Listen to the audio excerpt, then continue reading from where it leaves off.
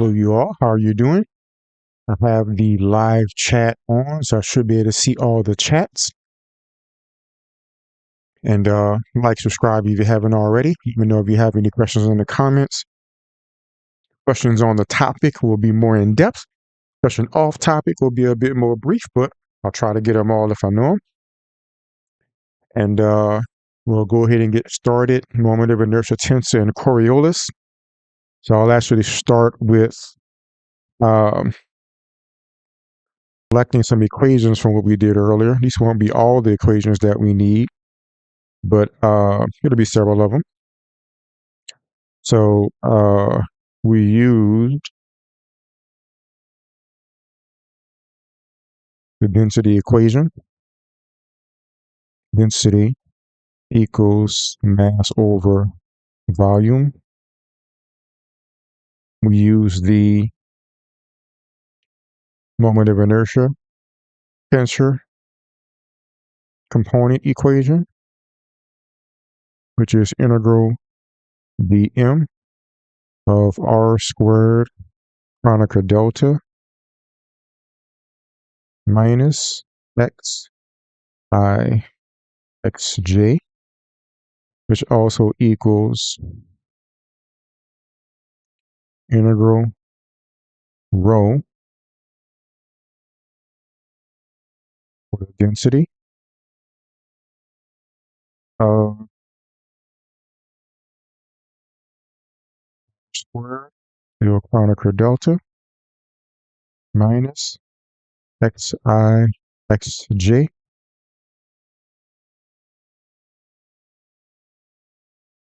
R will change depending on the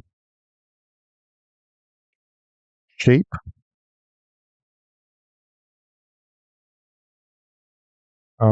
Just in case, I'll go ahead and copy these down. Maybe I'll just rewrite them. So we have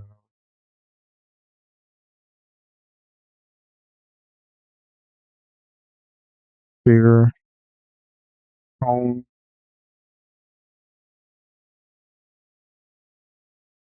volume,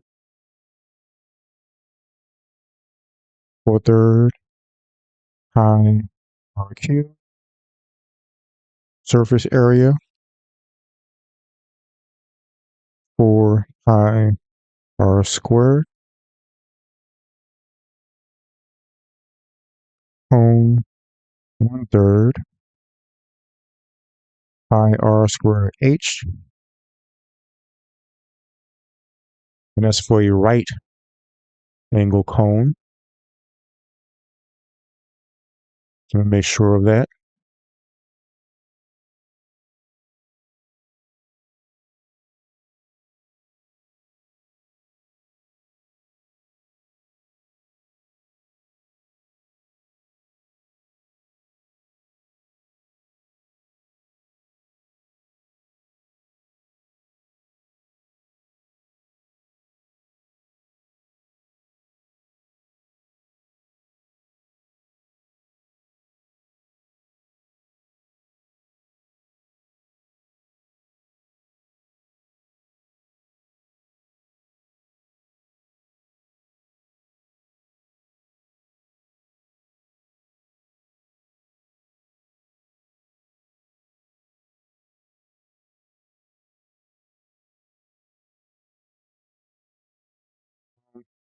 Thank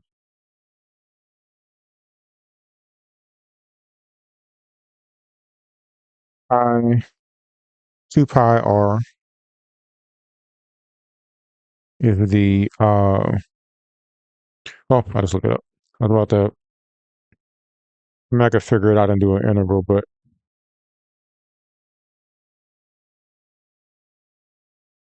just make sure I wrote this down correctly really fast.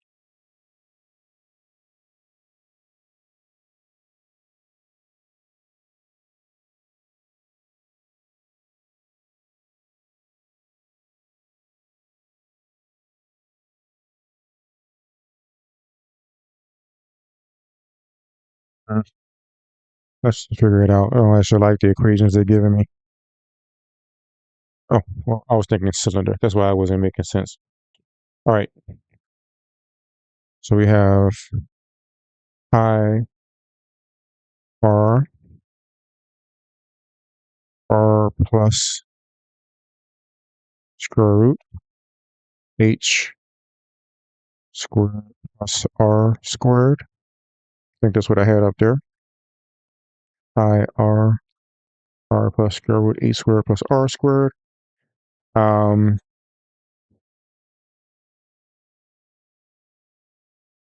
box volume is height with length. Area is width length. The main we'll need from there.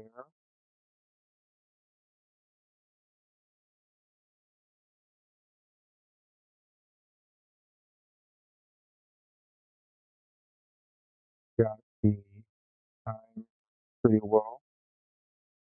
Uh, it'll be helpful to have your reference, just like how F equals ma, torque equals I angular acceleration from here.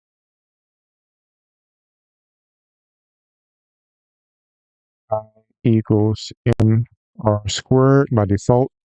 It changes depending on the shape, but that's the general one.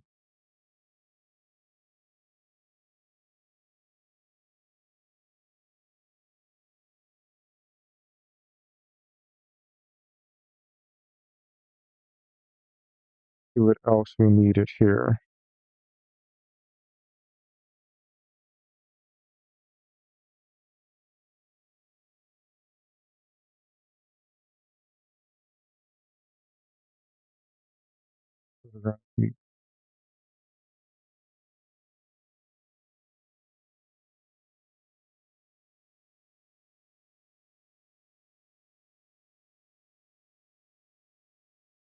Seems good.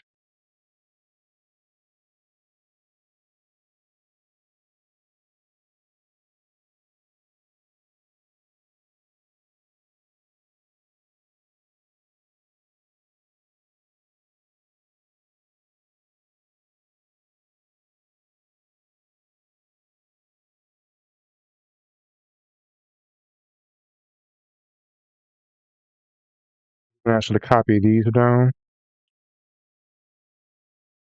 So you went over how the moment of inertia tensor and the um, what do you call it, principal axes equal lambda times the principal axes. And I think that's enough for me to remember all the determinant stuff and all that. Mm,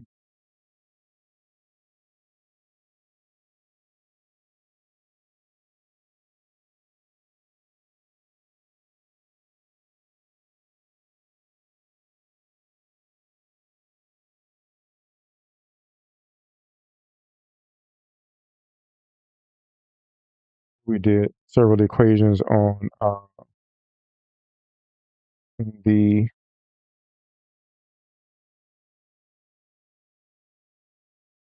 section on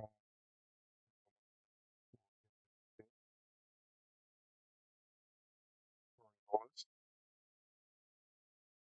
So yeah, we definitely want to write these down. So F equals -2. Let me double check these as well while I'm writing them down. -2 m over r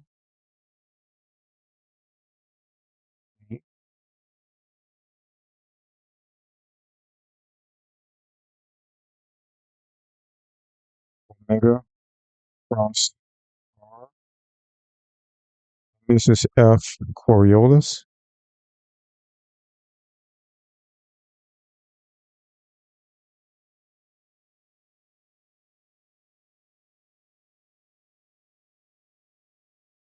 F equals negative M omega cross omega cross R. This is centripetal, no centrifugal. CF,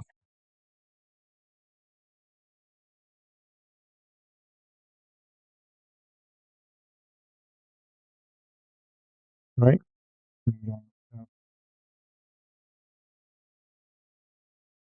CP, which is,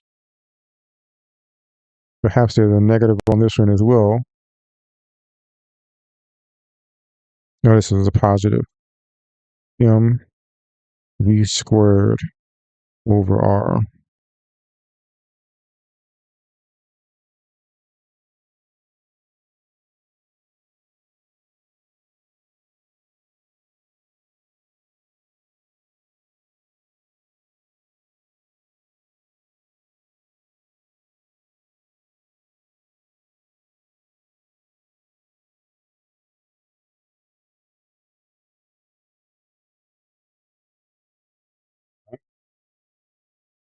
So this is the centripetal force.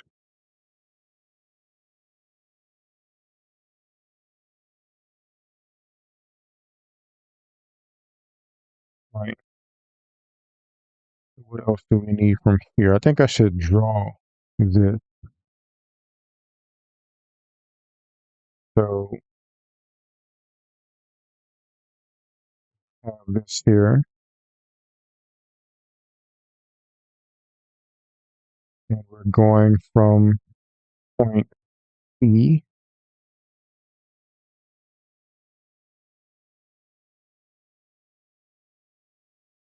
can say that the Coriolis force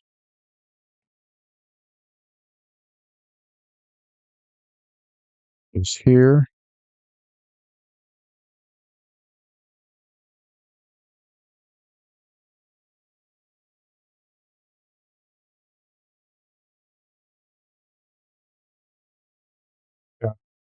CL. We have the centrifugal force going this way.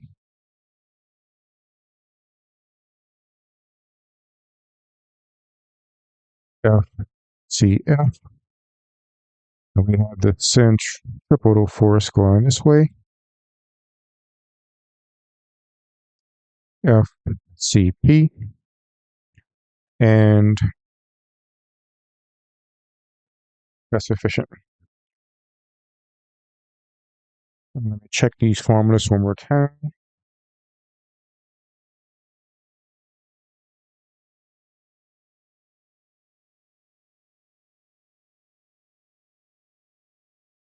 All right, good enough. So no slipping.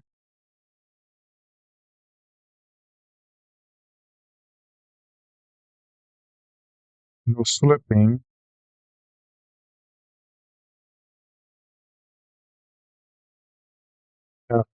FCP equals FCF, the magnitude thereof.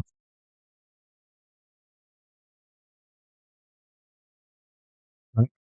And generally,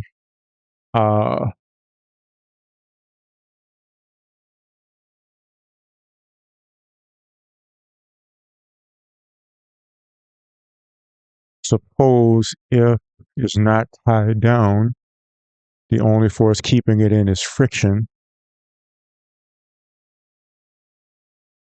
So it's always going to be either if it's not tied down, it'll be the centrifugal force and friction, but with no slipping, FCP equals FCF. So you can actually use those interchangeably. I'm still getting used to that idea, but it does work. It gives you the same answer whichever one you use, which I saw earlier. You see the video we did earlier when I derived one from the other. All right.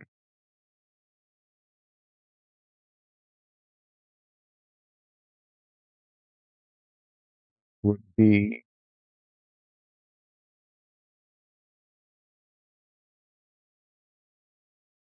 the acceleration.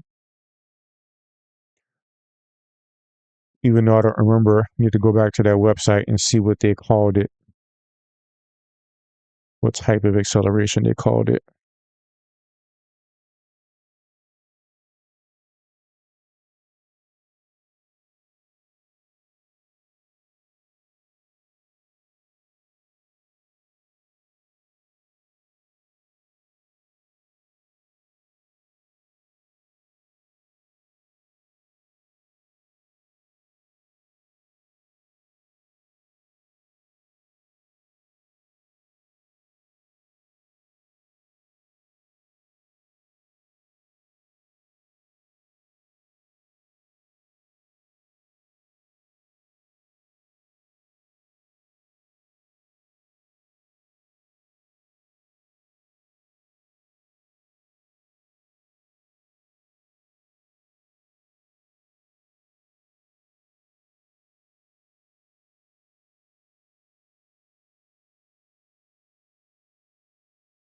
Checking now.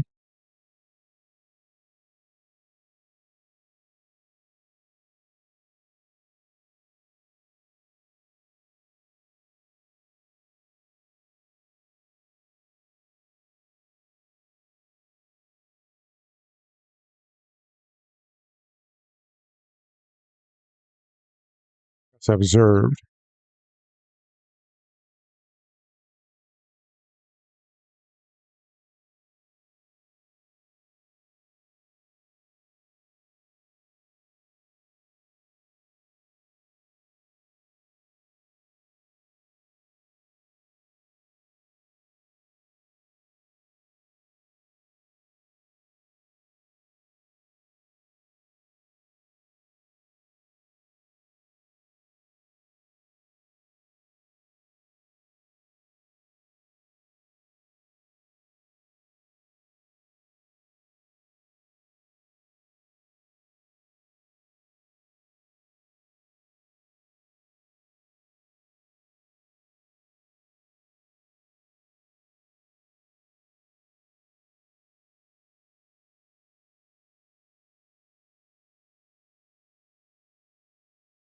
E with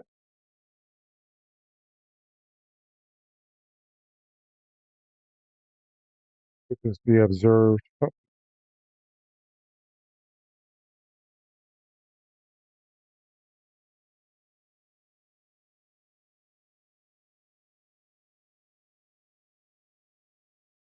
right. So that's the observed movement of, of P with respect to O. The observed acceleration is going outward. Right.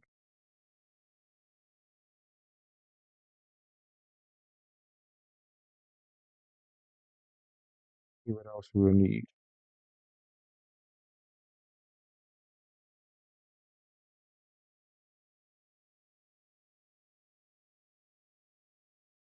So this is FCF negative negative plus R.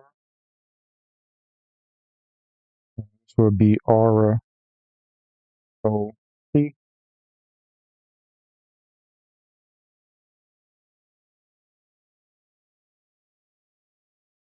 And we have -2. So I hate the fact that the site has a different equation, but the one that we use work. I guess because, so let me write these other equations we have here. That's what I'll get to them. But I can see that there's a v squared over r conversion.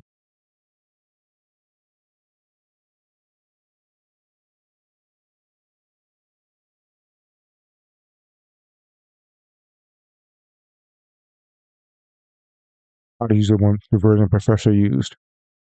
But let me come back later if I have time and do a derivation to see if I can derive one from the other.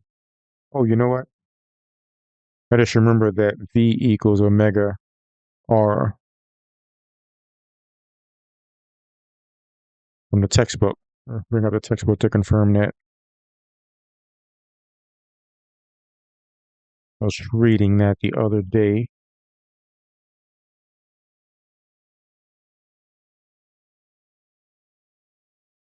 So V equals omega R. That'll take care of part of it.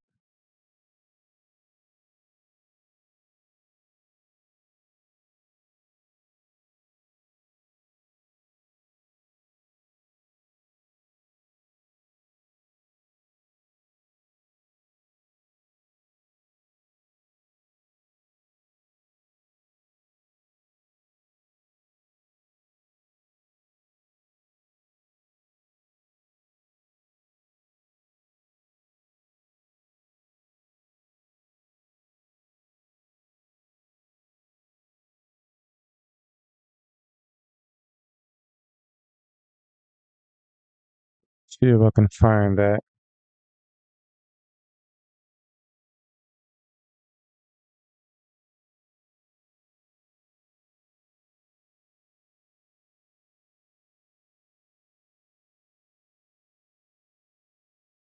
Right, well, maybe not.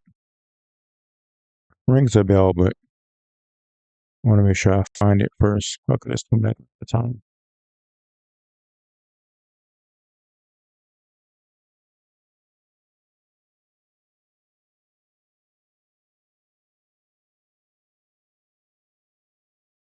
You know what? I was in chapter 5 when I saw that.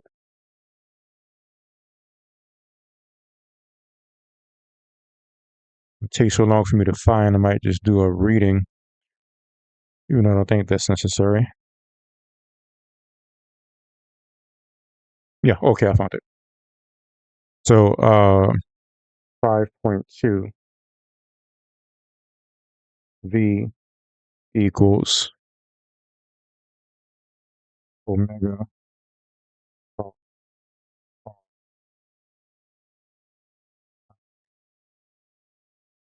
division 5.2. So I did remember that correctly. So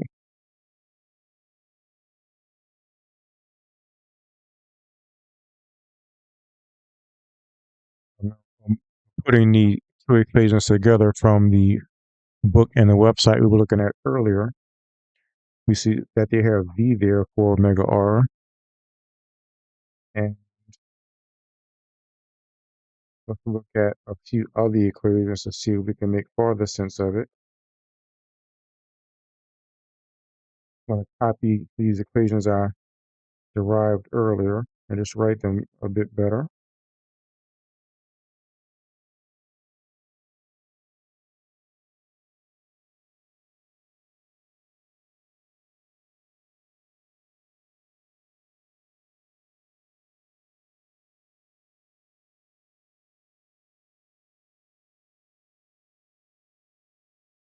So omega was 2 pi 1/4, and 1/4 is the frequency. So omega is 2 pi f. So those from earlier, you can see that f is 1/4, 1/2. Omega is 2 pi, the full uh,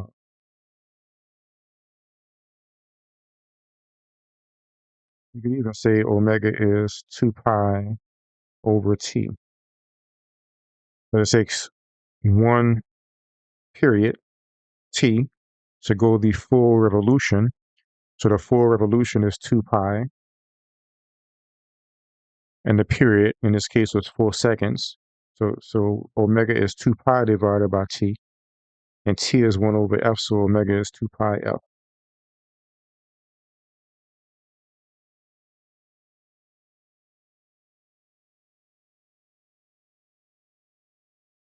So omega equals 2 pi f. So the angular length of the entire circuit by how often it's coming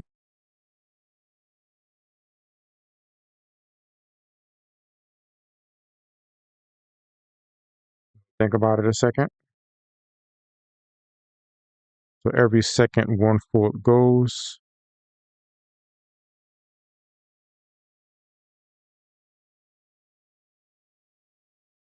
Thinking about the early example, and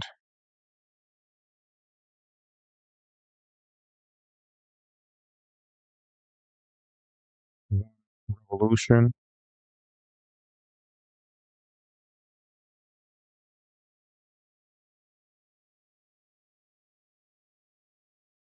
I know the equation is right, but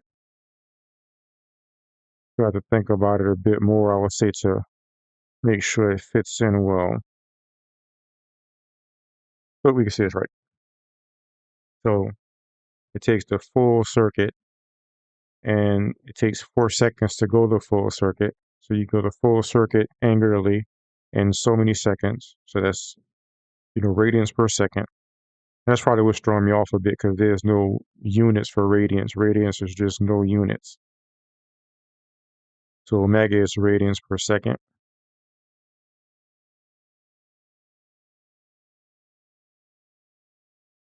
And then uh, omega is radians per second. Or if you take the radians and how often they come in, that's also a radians per second. The radians of one thing and how often they're coming. That's the one that still seems a bit strange, but as long as you come at it from omega, I can see how that's one circuit per the time for one circuit, but the frequency is 1 over t, so therefore it makes sense in that way. But I still have to think about it directly more. So we have that. So I think so we look at this. Uh, we also looked at how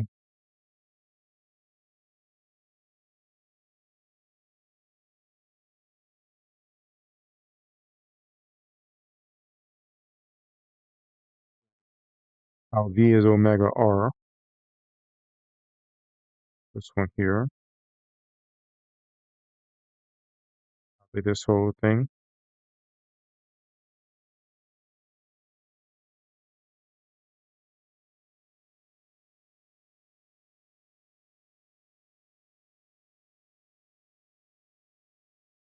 So basically,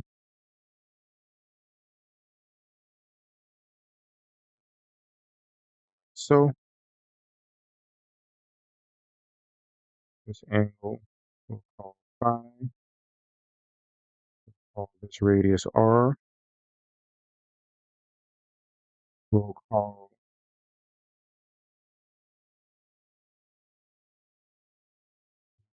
length, this is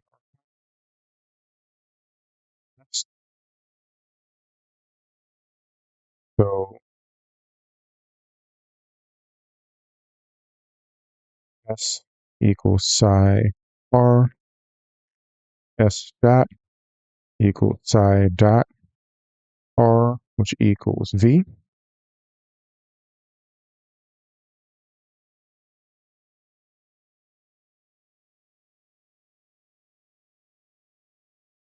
And this uh,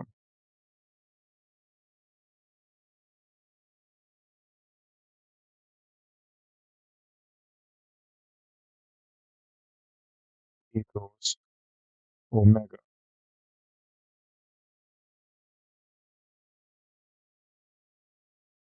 So V over R equals omega, is what they have there. So if we was to put this equation in a different form,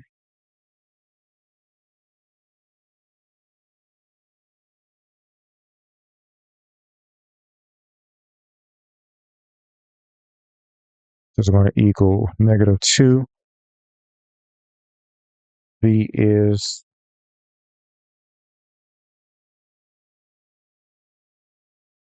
omega is V over R. M omega is V over R. And then V is omega cross R. And this is what they have, 2mv. and they just don't have an m because they're doing just the acceleration. Hmm. So I'm going to note that one as well. Makes sense now. So this also equals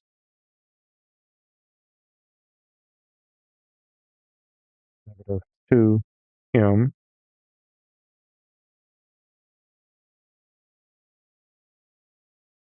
omega v.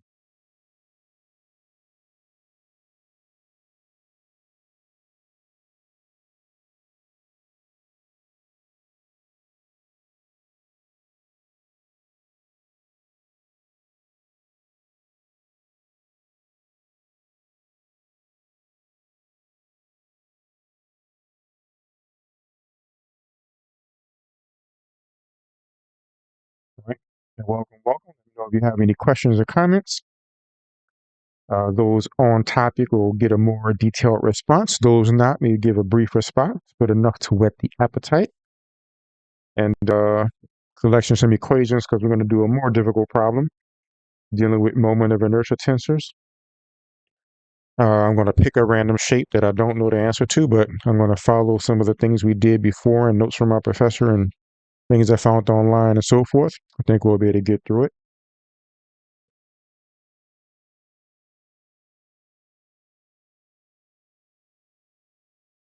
All right. And let me know how I sound. Let me know if I could change my audio in any way. So we have -2. Oh, hold up. V is omega cross R. Hold up. Still a cross product there. Why is there a cross product there?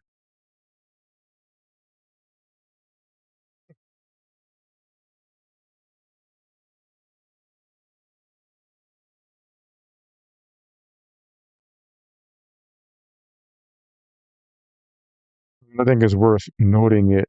This new way I saw this equation uh, on the website from the previous. Oh, crap. That reminds me, I have to actually update the references.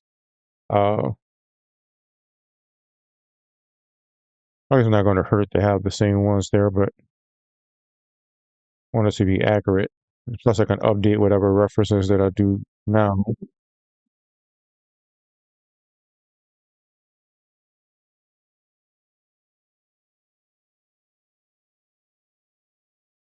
Let me do that now.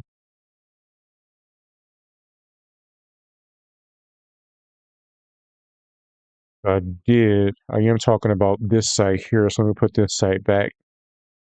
The references will be in the description in the order that I discussed them.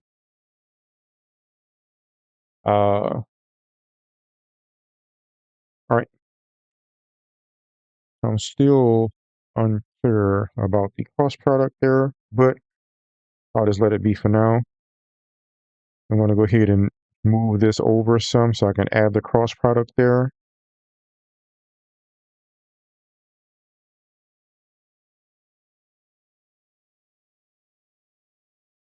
We have -2 m omega vector cross v. This is relative or observed, or OP.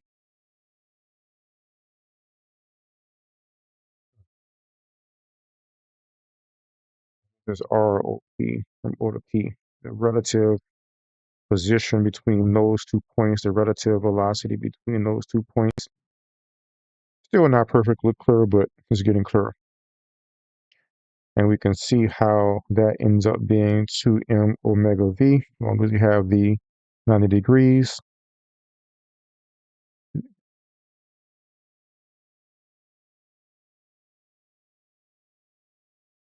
And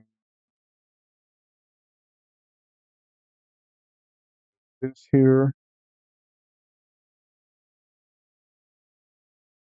v equals omega r, v equals omega r, h dot, which is say t,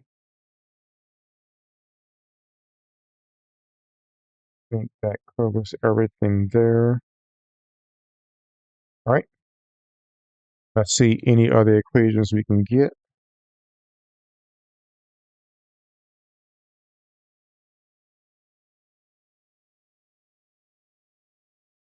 That's all of them.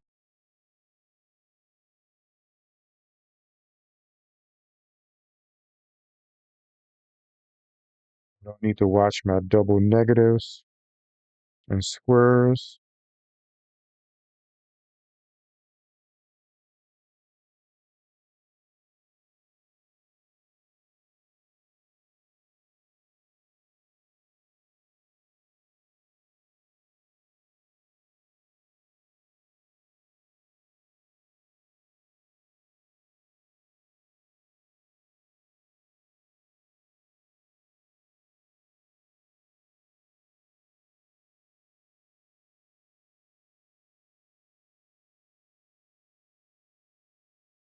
Supposed to be a big fat exclamation point. There we go. That's better.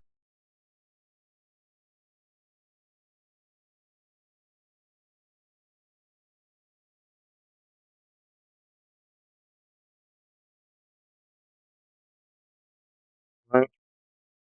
I think that is everything I need. I don't think we did anything else. Centrifugal. Oh,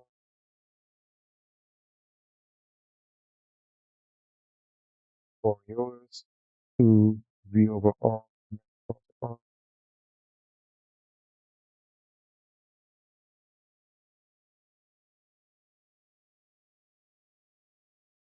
divided by mass is acceleration.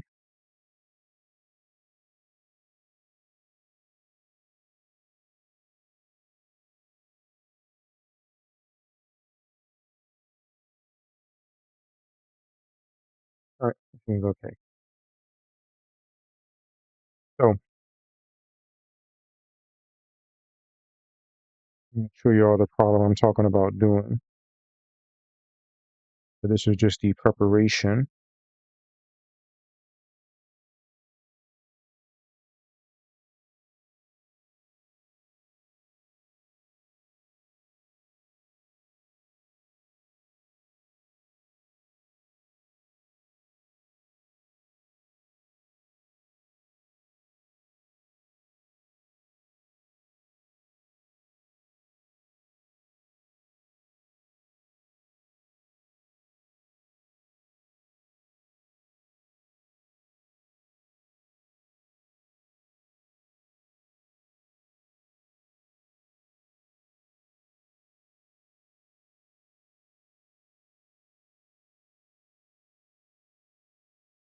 All right, here we go.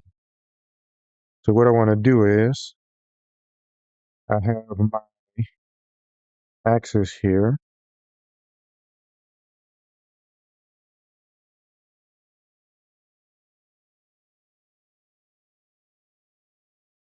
We have X, Y, Z.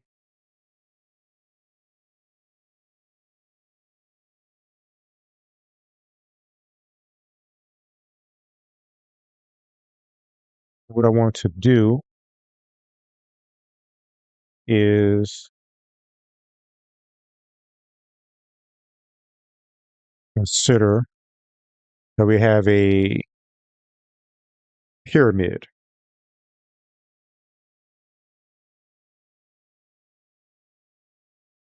four-sided.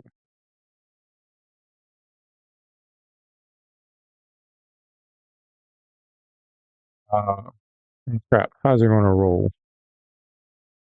Yeah, that won't work. It won't be able to roll.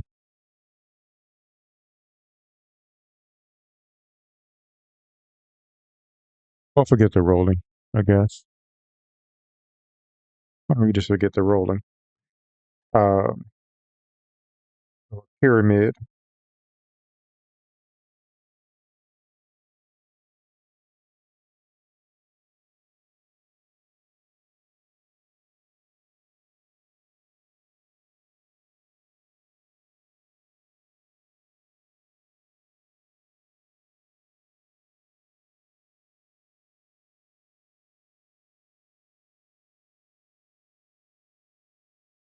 to draw a pyramid.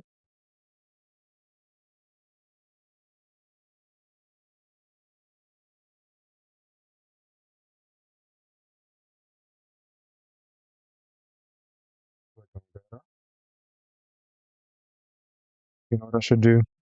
Let me draw it.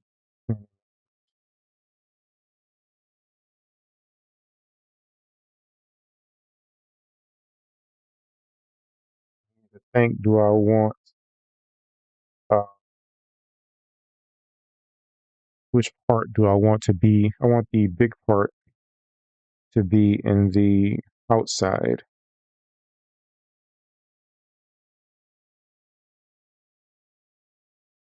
So I'll duplicate this.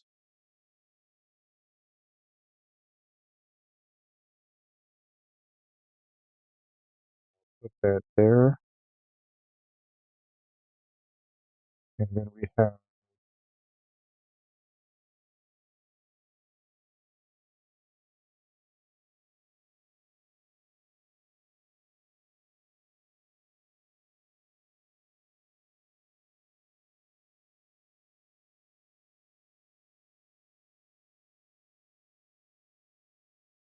so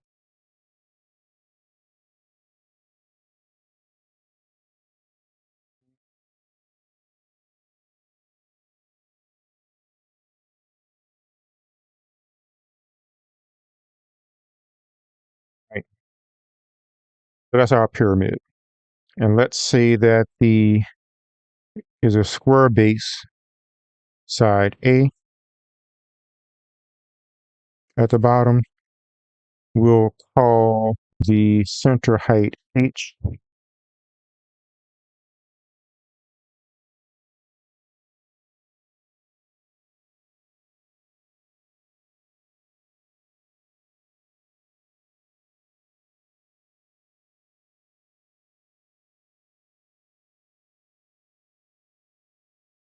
Going right into the center.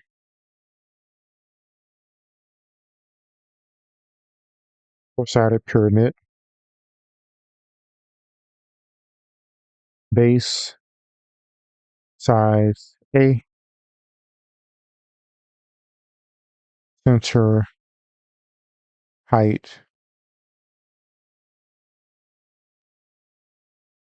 H.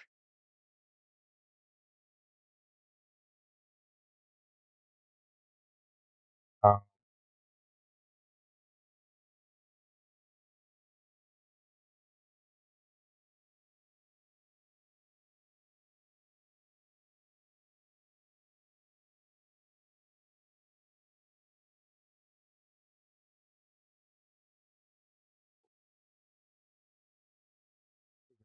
out later. Four-sided pyramid. Height H at angle A. The density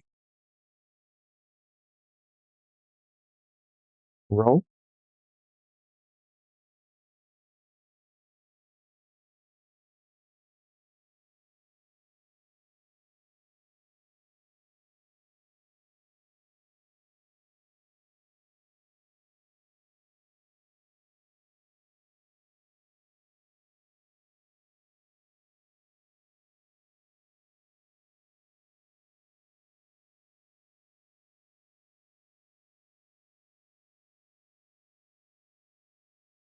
I want the moment of inertia about the origin.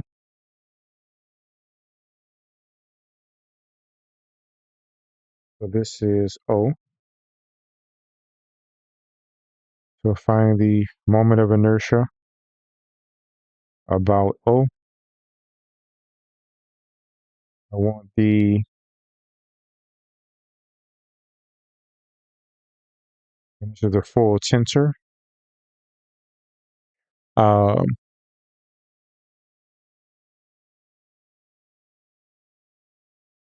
the eigenvalues and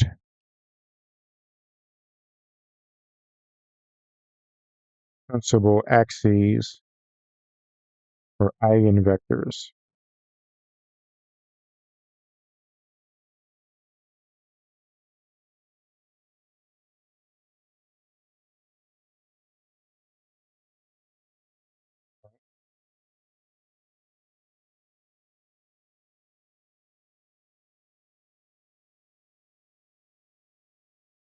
So this is what we'll do. First, I'll calculate it standing up. I believe I can do that. Let me check the notes.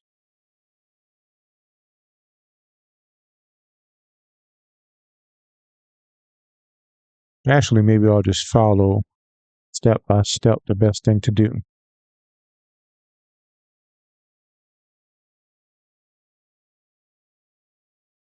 I need to write down some more equations.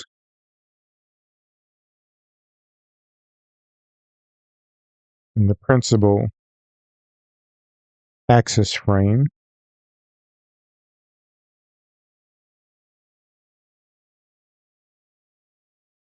omega 1 equals psi dot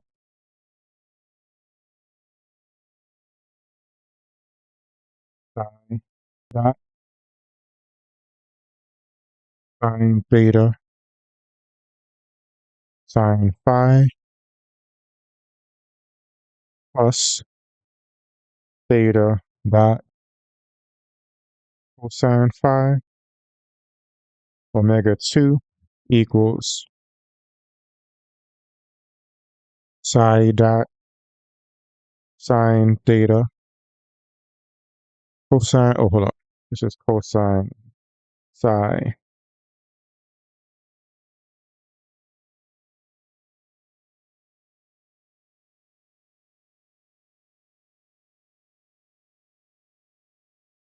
plus theta dot sine.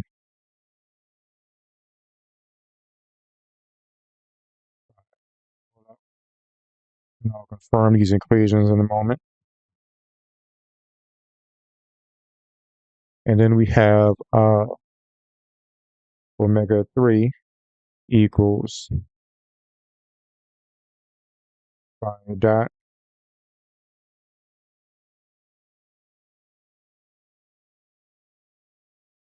cosine theta plus psi. Let me check the book, make sure I wrote these correctly. This is in chapter 4 of goals.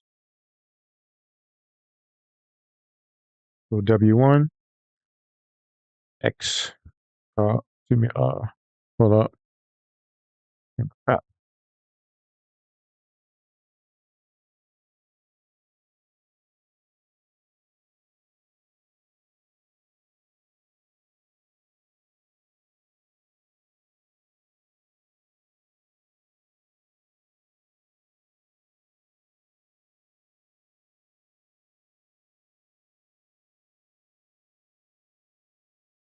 You think about this?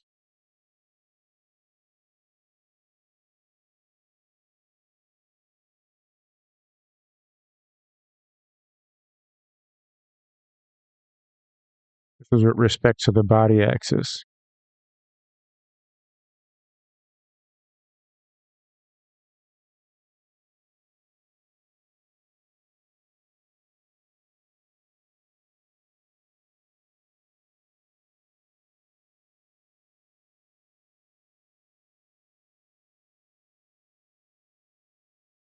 Hold up.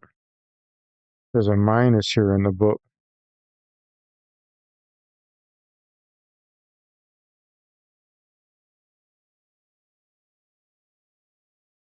There's a prime here in the book.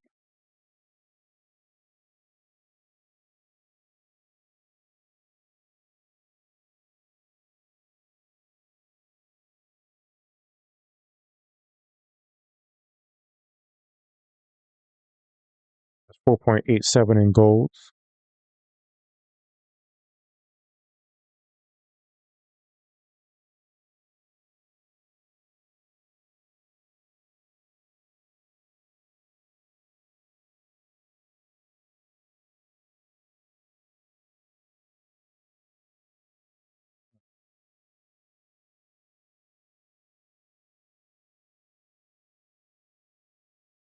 So I may go ahead and actually do a little bit of reading.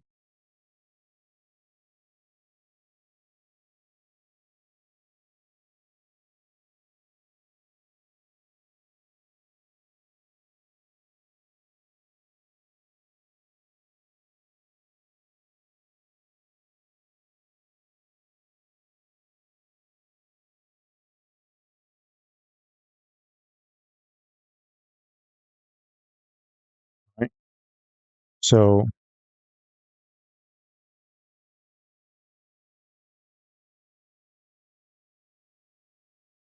back to the body axis. So we started in the body axis, and then we shifted from the body axis. I want to find the diagram for this if I can. Here we go.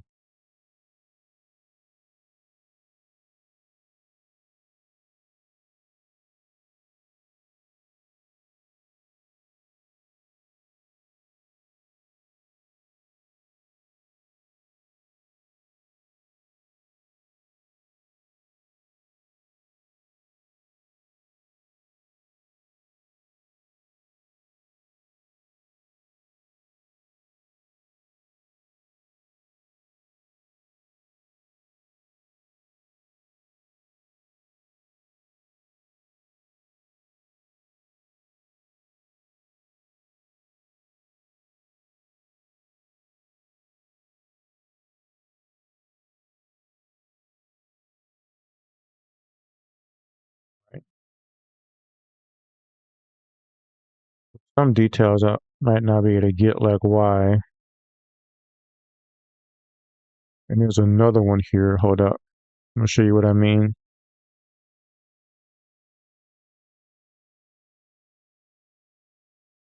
Some details I might need to ask about later. So hold up. Right here it is right here. So that the components of angular velocity along the space set of axes are given in terms of the Euler angles by this.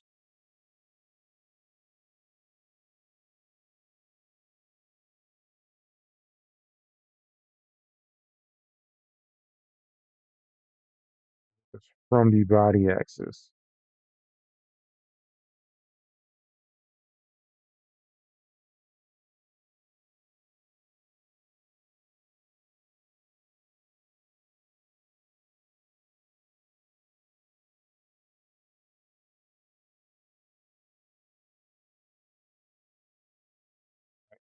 Keep going.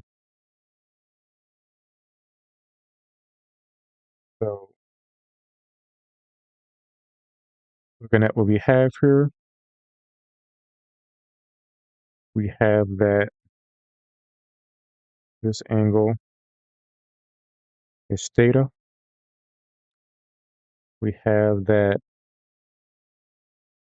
this angle here is phi, and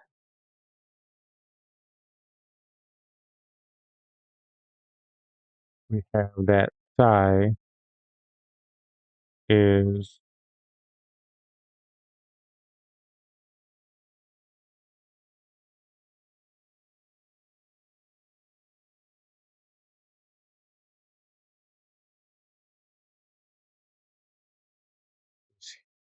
well, psi would be here.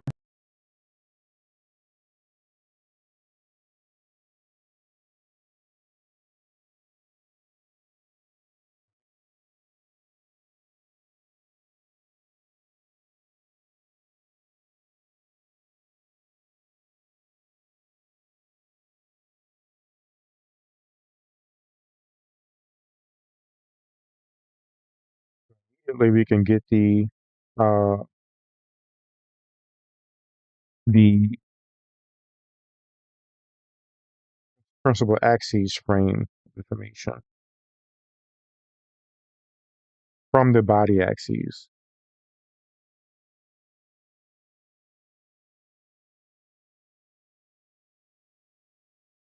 So let's look at this.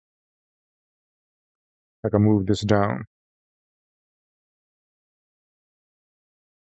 So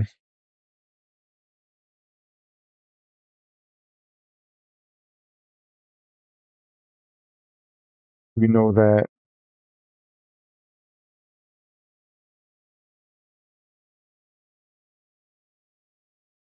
this is H,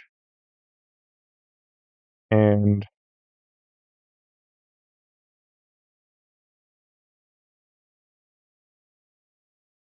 I said that this is one of the sides.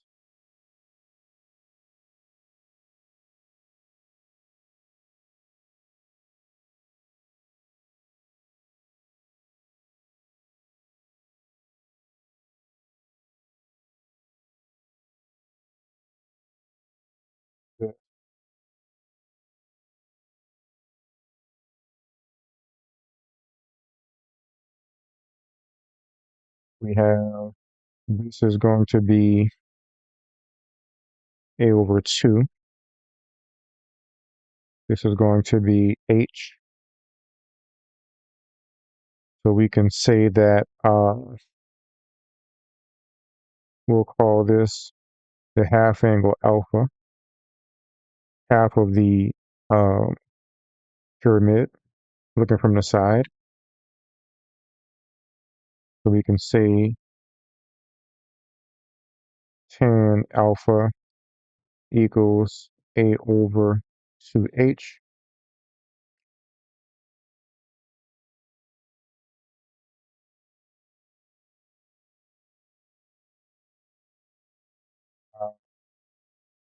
We can say sine alpha equals, we'll call this L, one of the lengths of the sides of the uh, pyramid will be a over 2L.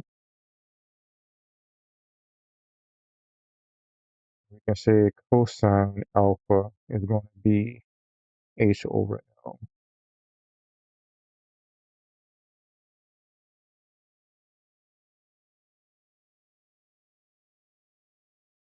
And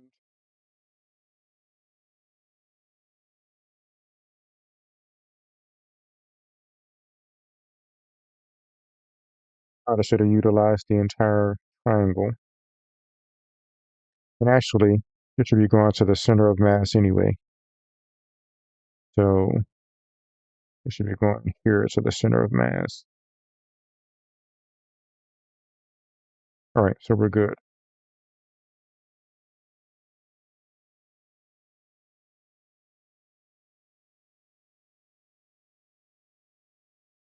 It will still be the same. I don't think it'll matter that I turned the triangle upside down since the angle alpha between them is the same. So I think um,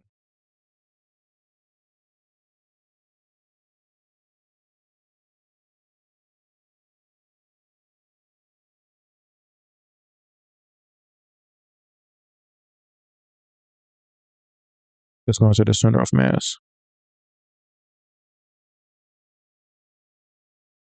Let me draw these better.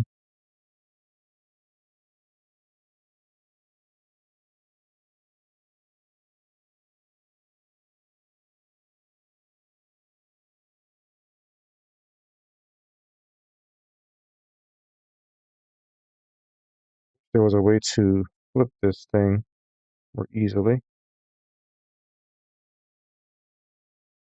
I can't. I think it's better for me to draw it like this. But is the picture is.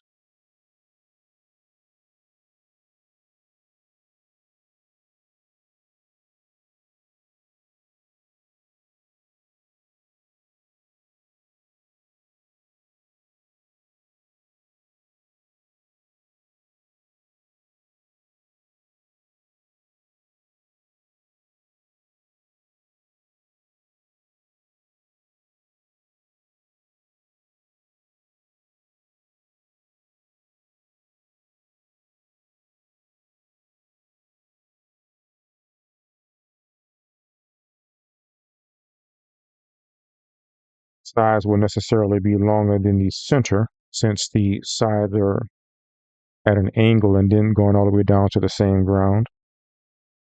So let's see if this still works. Sine of alpha is still a over L side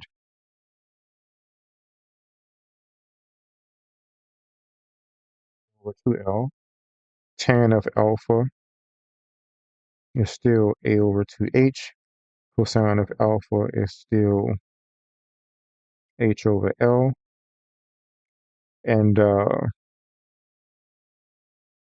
theta equals 90 minus alpha, or pi over 2 minus alpha.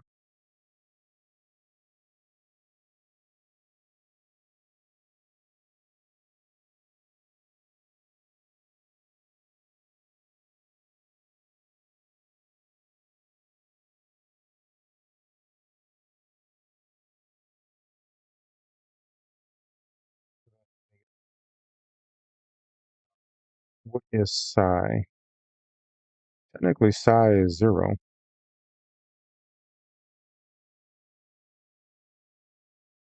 It didn't turn in that direction, it just turned to the side.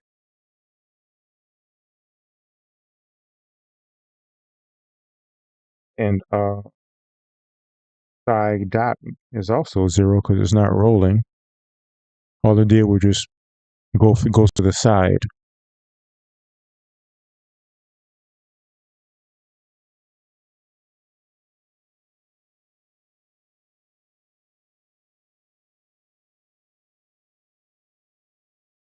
I see. This equation only matters if it's actually moving, if it's actually rolling. And technically, psi dot is 0 as well. So this whole thing will be 0. We don't even need this for this particular problem. We're just getting the moment of inertia of this right here. All right.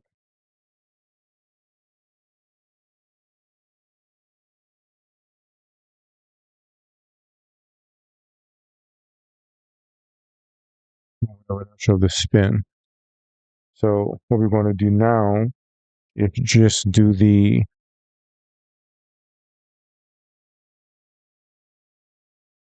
all right. So we can do the regular what should I call them?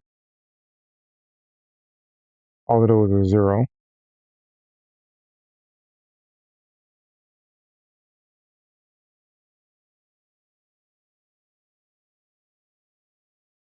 We can do the equation, the ij equals integral rho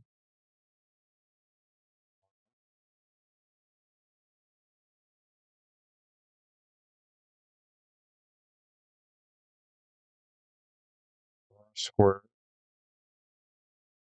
delta ij minus xij dv. So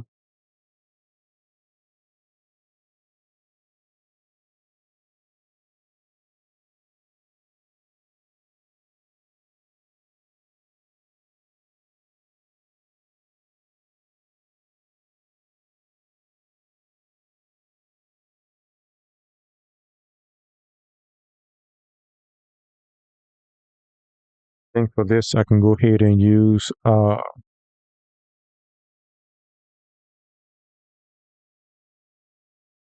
XYZ coordinates. So R equal x squared plus y squared plus z squared, the square root of that. I'll just make it r squared equals x squared plus y squared plus z squared. And I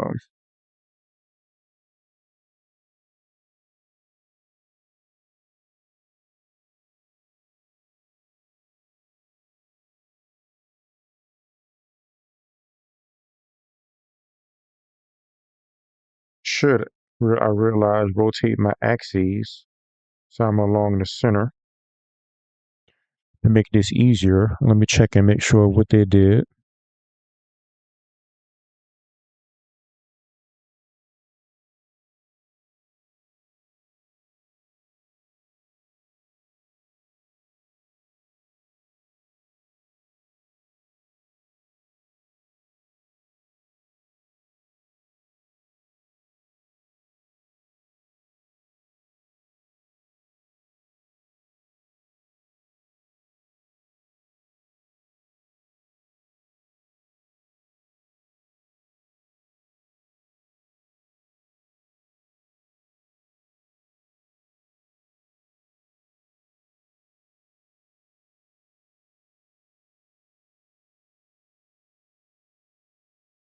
I'm going to redo this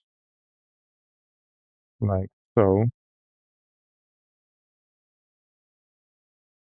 We're going to make a new set of axes. So we're going to say that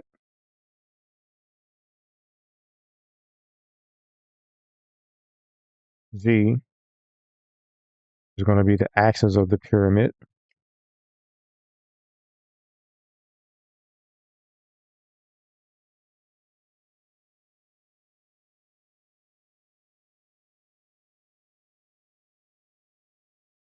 So that means that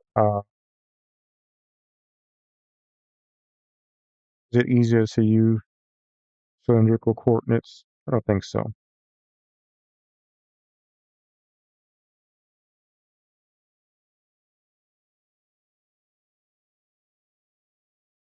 See.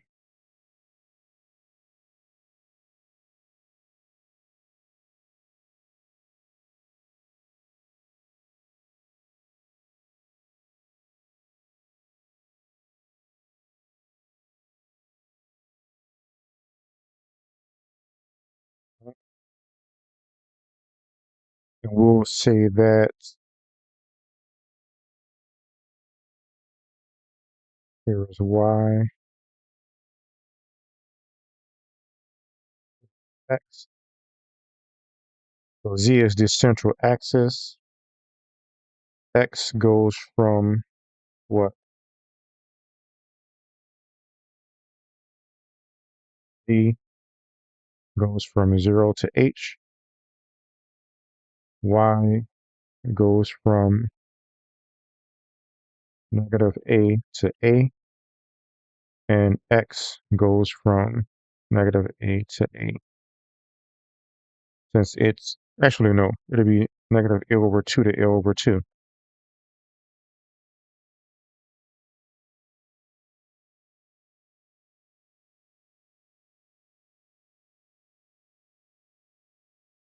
I'm situating the block in the center of the axes and going from there.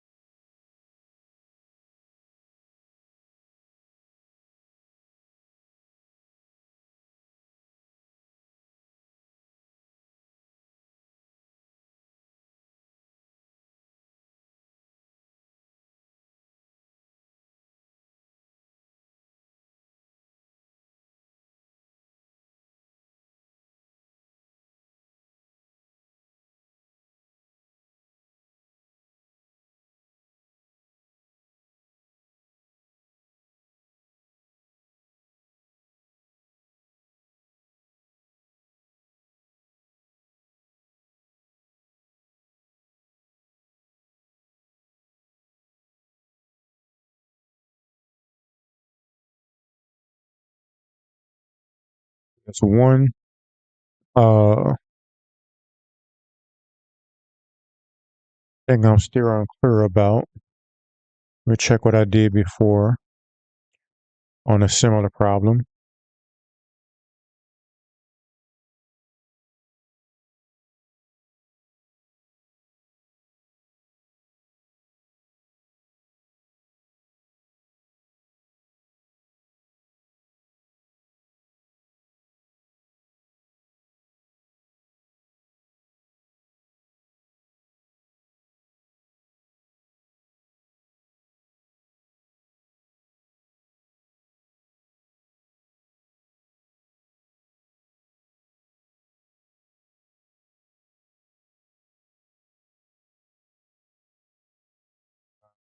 Add back.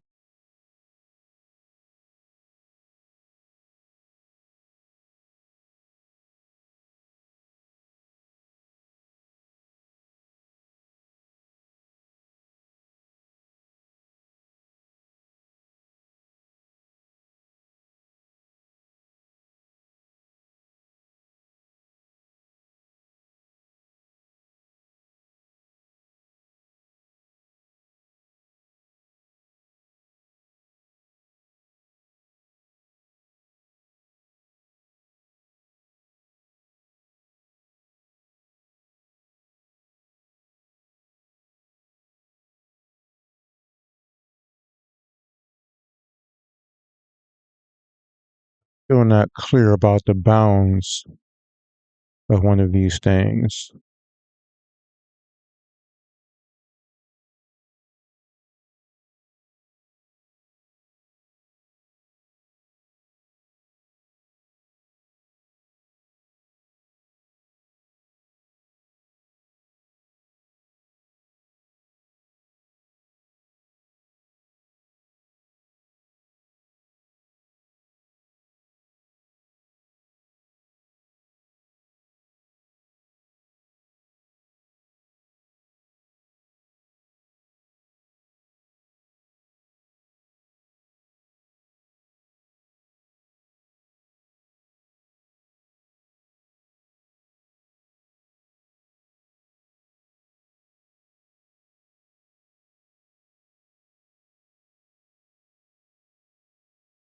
So let me draw something real fast.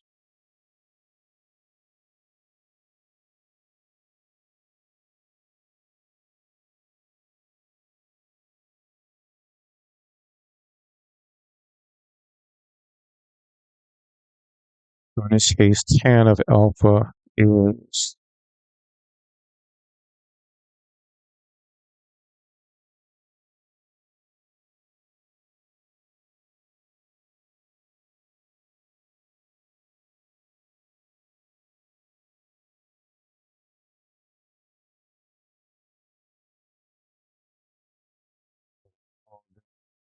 H, let's call this Z the full. Tan of alpha is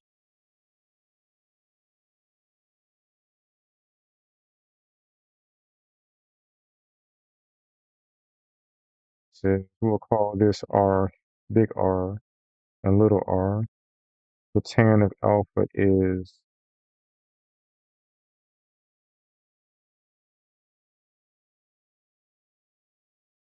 over H.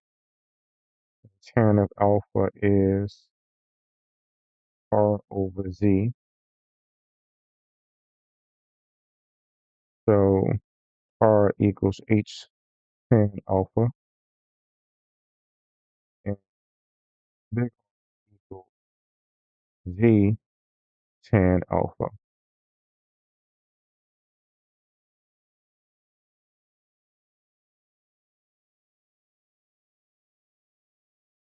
So H tan alpha minus Z tan alpha equals H minus Z tan alpha, and that is this distance right here.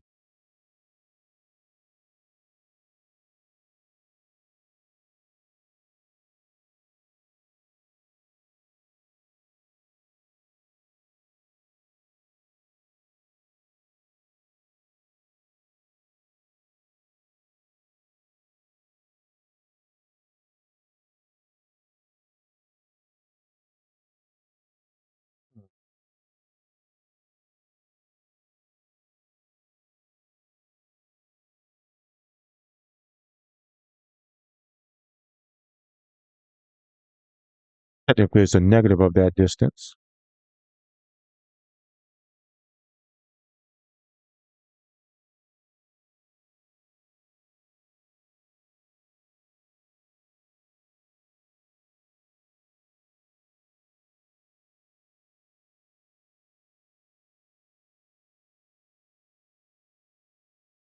But if we were to get aura in terms of the distance along the side, I don't think this relates to ours.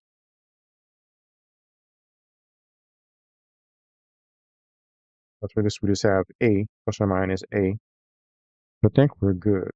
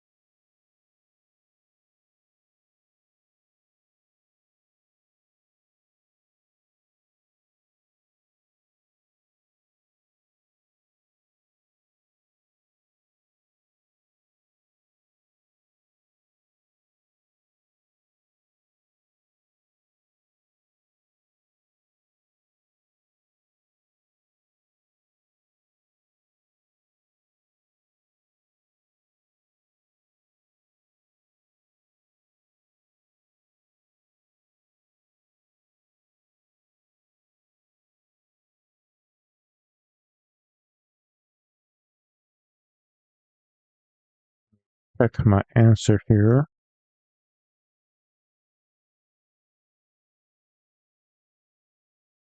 I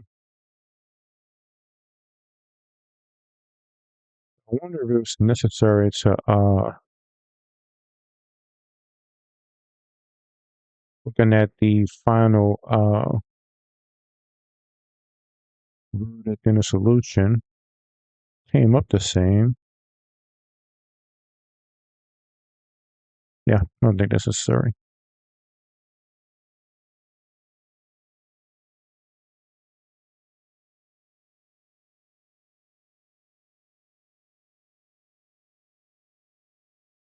Right. But at least I understand better. And let me know if you have any questions about what I did here. I was just putting the radius r, which in our drawing would be this distance here, in terms of the height and the z-axis, but that only really relates for a circle, so we should be good. But it's good to know. I think what we have is good, except one problem is x does not go from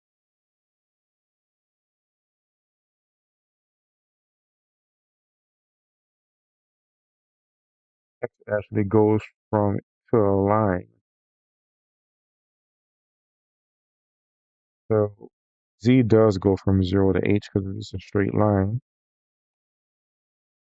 It's going to take more effort to find y. So these x and y.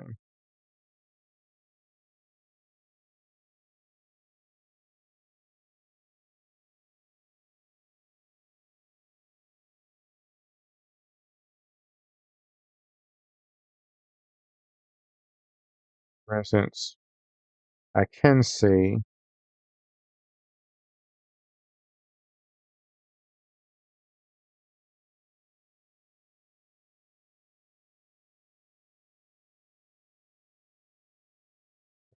that x is that,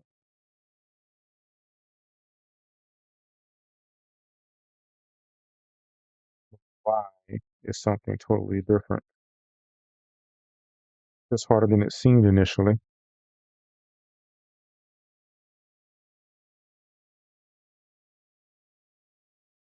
Two values for x. I guess I do have to do some cylindrical.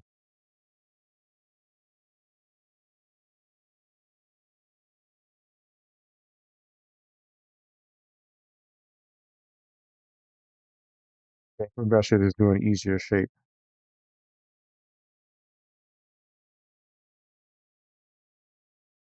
See how to, oh no,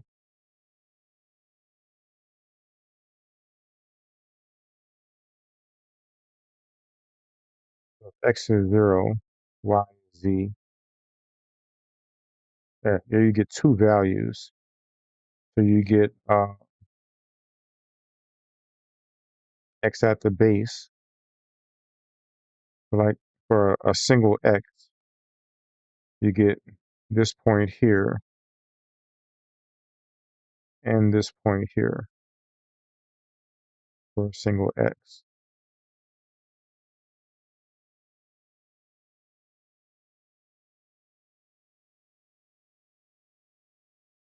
I don't know if that is graphable.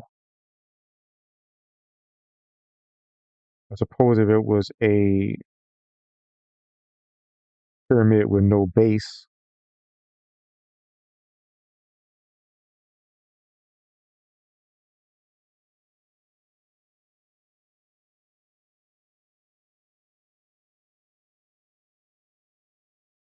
we did do this with a cone.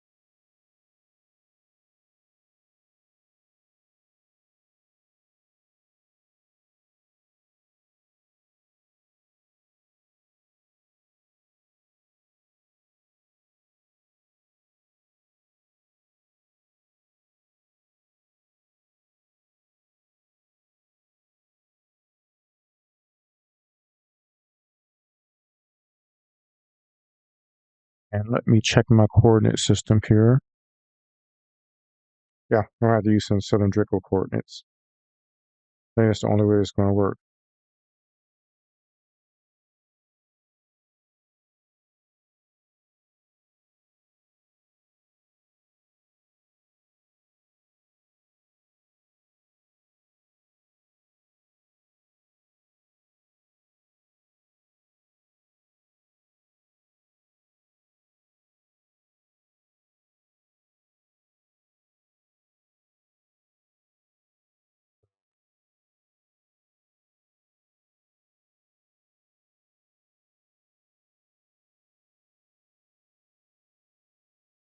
So R is not consistent for a certain Z. Yeah, this problem is hard as hell.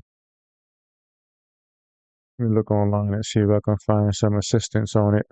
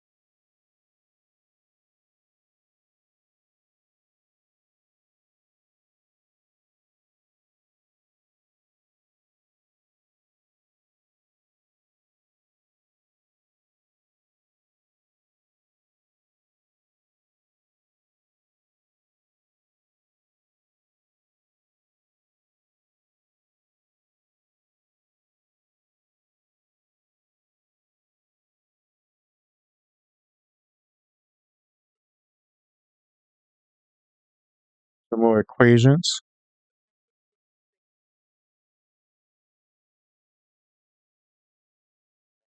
equal.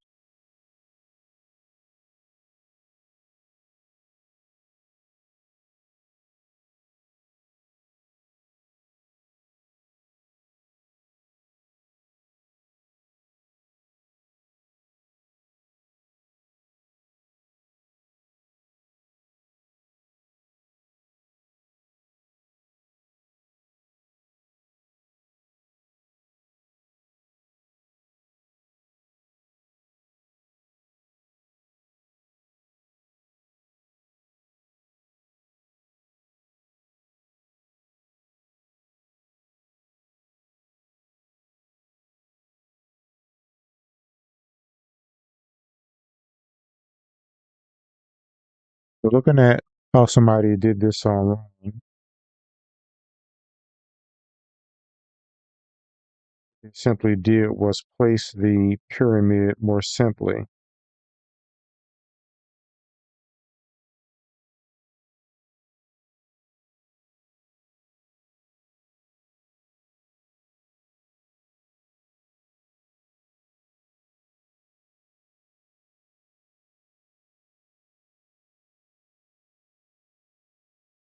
So this is just a hard integral. What I can do is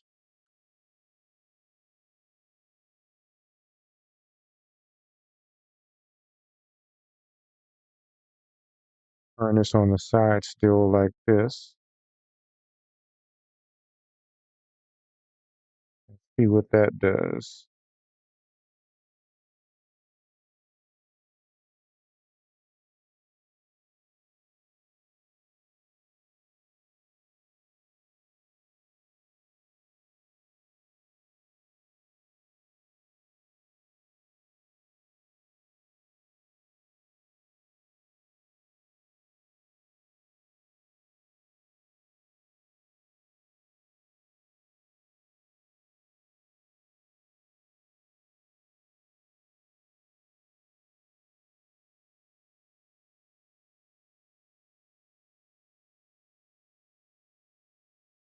Feel convinced there's a way to do They did a three-sided pyramid.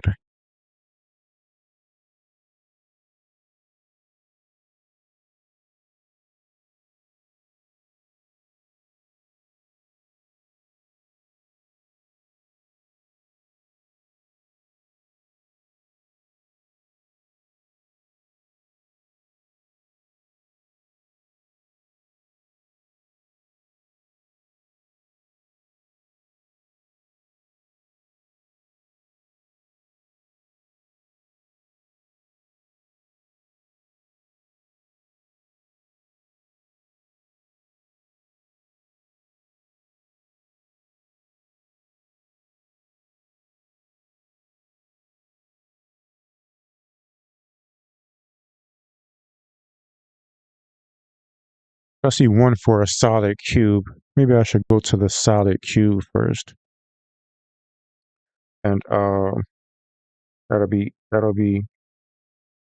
sure this one is doable, but I'm just not seeing it at the moment. So I'm going to copy this.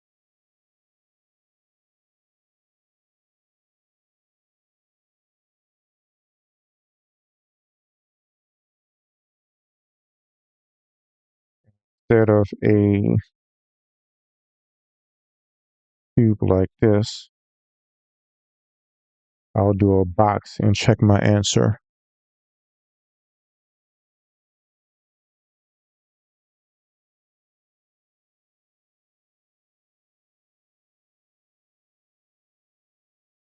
I still want the moment of inertia tensor. All of this is copied, so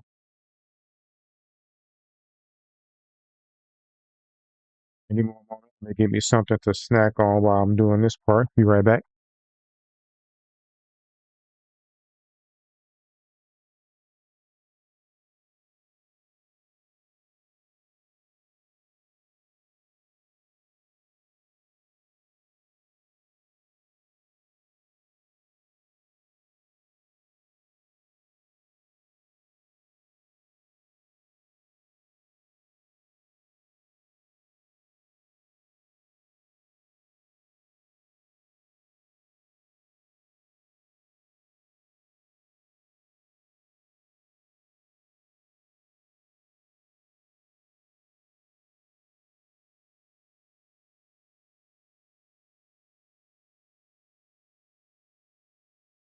Just by the way,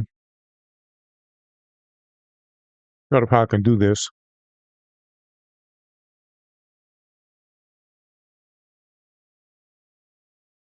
Remembering something from Michael Bazin.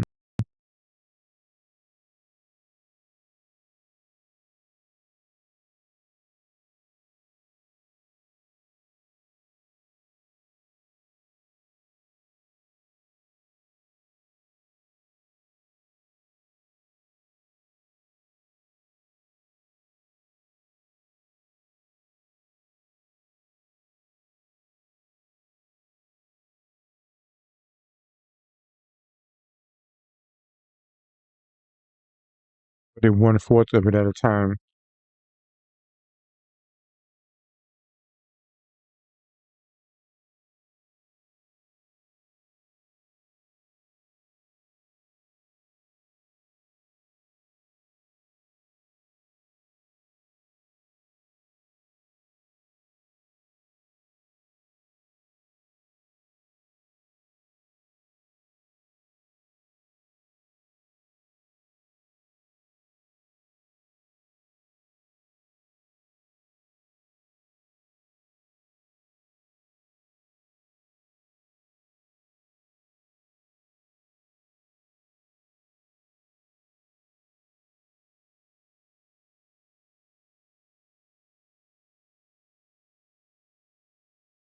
I starting to come together in my mind.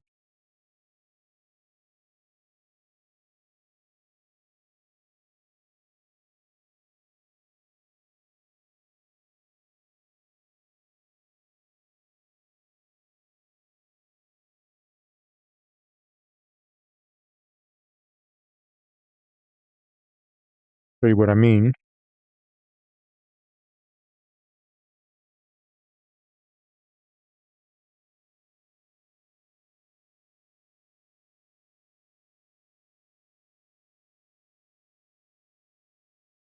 That's the z-axis.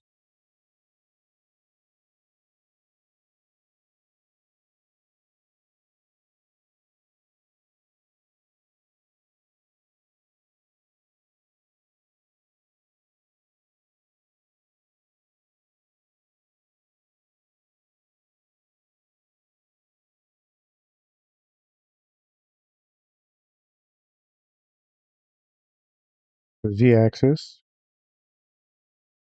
We have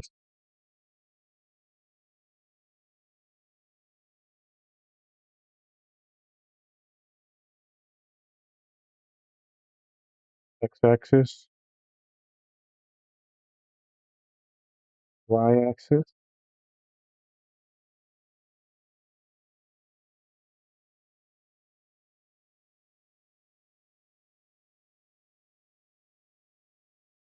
the axis is there,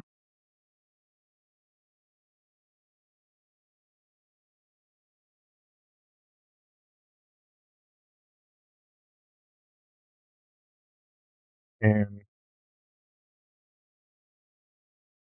this would be a over 2. This would be a over 2.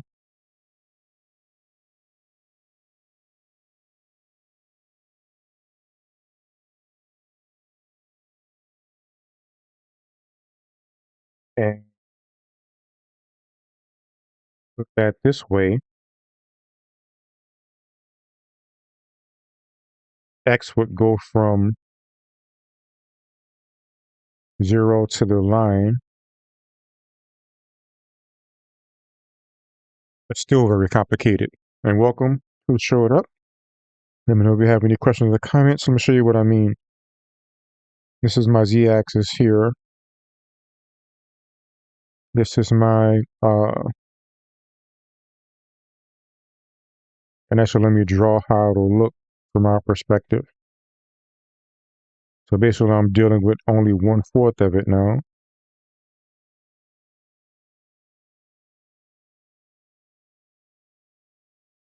So it's looking like this.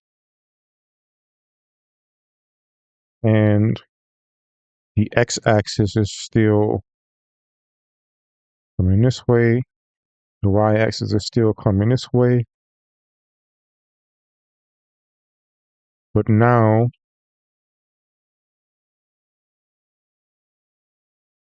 we just have that quarter of it here. So only this section of it here is what we're dealing with.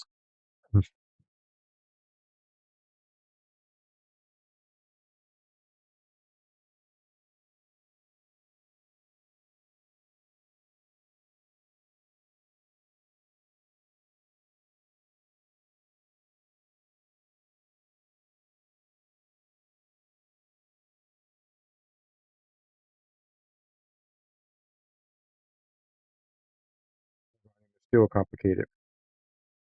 All right. I'm not ready for that problem yet. Simplify it a bit.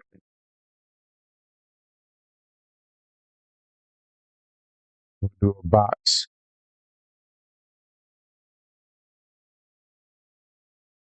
We'll say that all sides are side A. So we'll have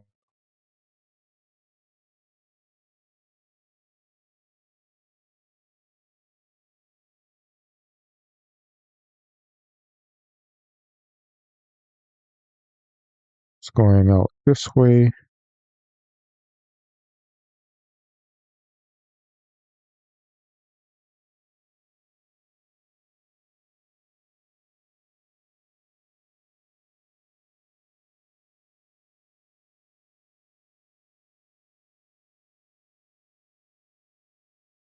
Down here.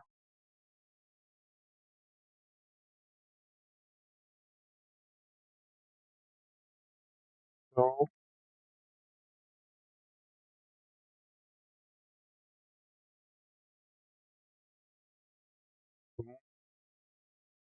we have all the sides are A.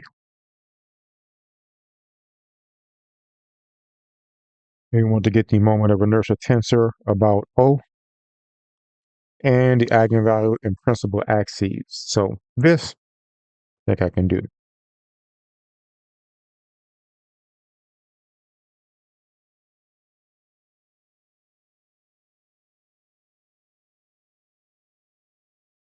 So to get the moment of inertia tensor, I will go through what we were doing earlier, which is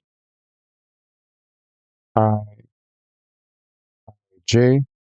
equals integral rho of r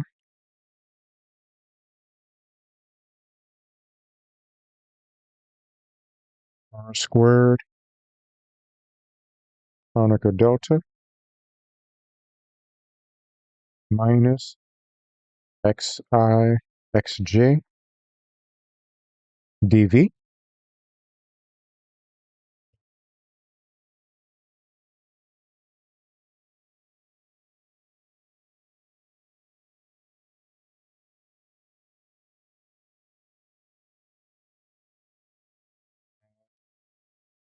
Is m.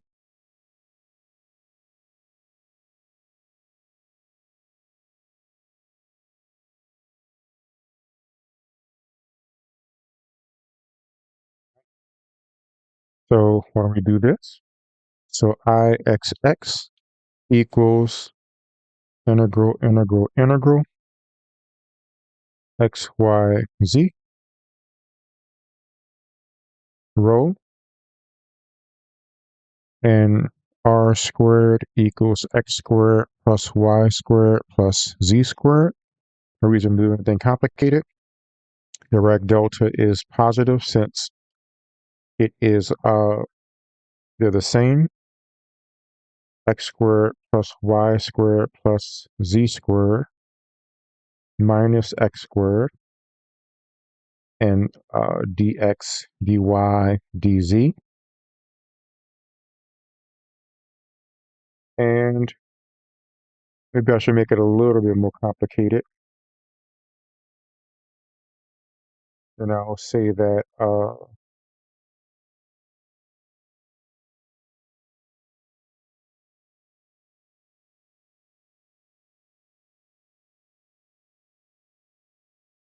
that this side is a over 2.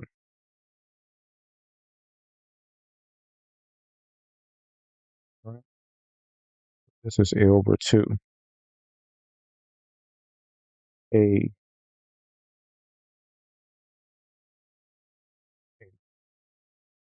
So it's a box that's a square on one side, but thin across the middle.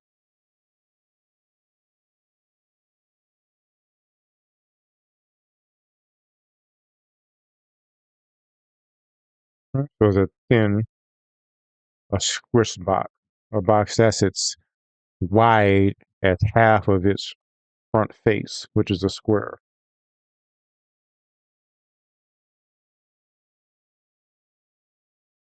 So this equals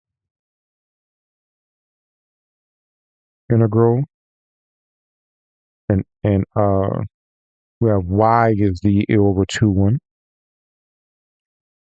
0 to a, 0 to a over 2, 0 to a, rho y squared plus z squared dx dy dz. So this equals, I'll do x first, integral yz rho uh, a x squared plus z squared dy dz.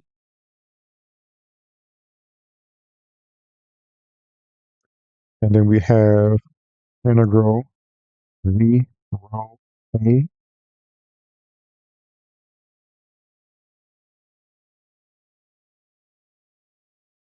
Hold up,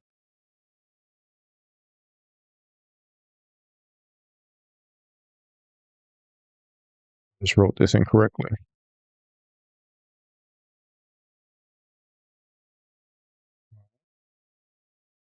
So we have uh, A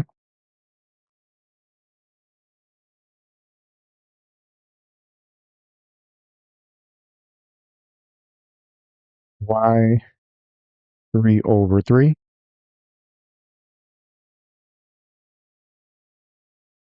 A over 2, 0, plus y z squared,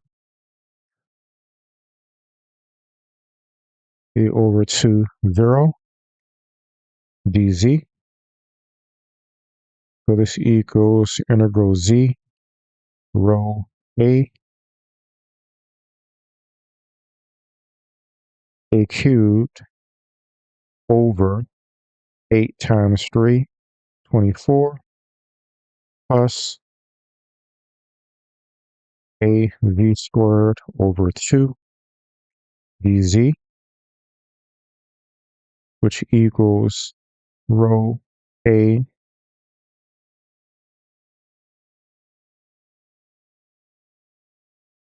fourth over 24 plus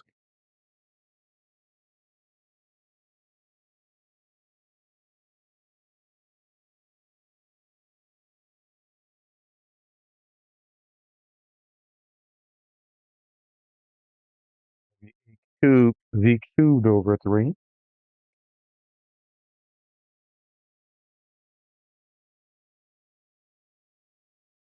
v cubed over 6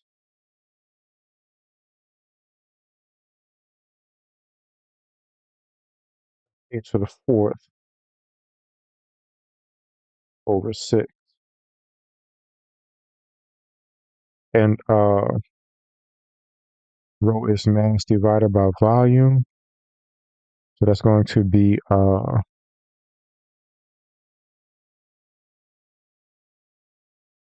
over v, uh, a to the fifth over 24 plus 4a to the fifth over 24. So that equals m over v,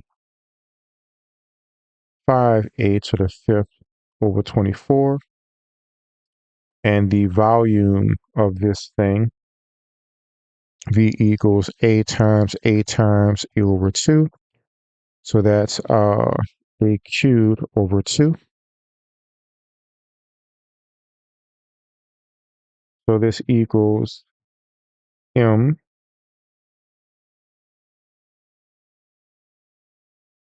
divided by a cubed over 2, 10 over 24 a squared. So that equals 5 over 12 m a squared. And that's for IXX. I think that's right.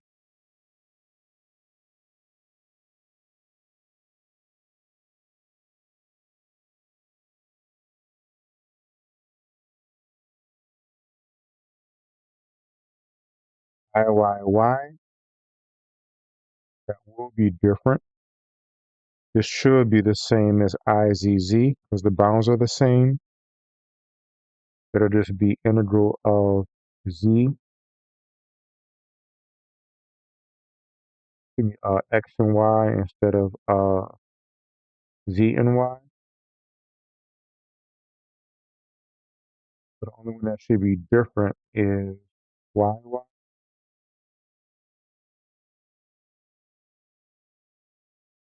Bounds are going to be different for that one. So you see what I'm saying? So the integral with y squared z squared is the same thing as the integral with y squared x squared. So the xx gives me the y squared z squared integral, and the zz gives me the y squared x squared integral. They're going to be the same.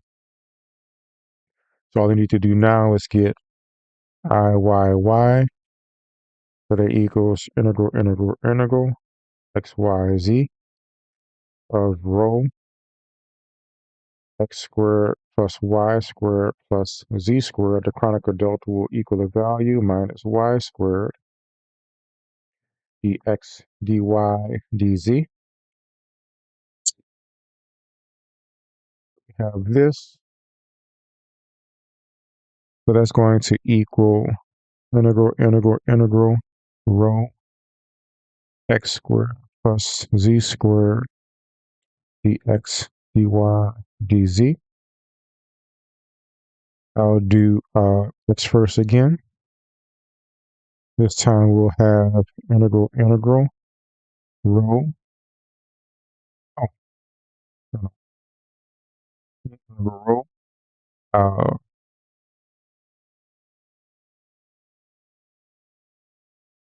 X3 over 3, 0 to a plus um, x v squared 0 to a dy dz. So that equals integral rho a cubed over 3 plus a z squared dy dz. So this equals integral rho. We'll do y next. So y is just going to be a over 2 for the first one. A to the fourth over 6 plus a squared z over 2 dz. So this is going to equal rho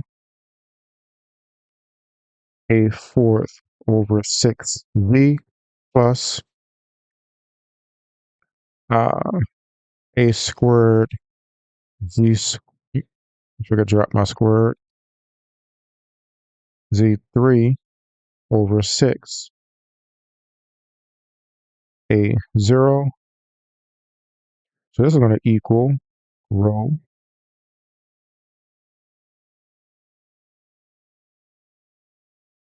Just put the y in the front, but no big deal putting it inside it in as well. 2. That's good. Y's on both of them. D's on both of them. All right, I think it's okay. So rho a to the fifth over 6 plus a to the fifth over 6. Ain't that something?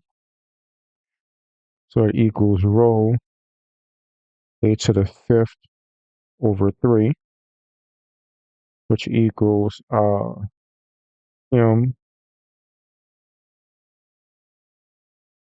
2m over a cubed times a fifth over 3.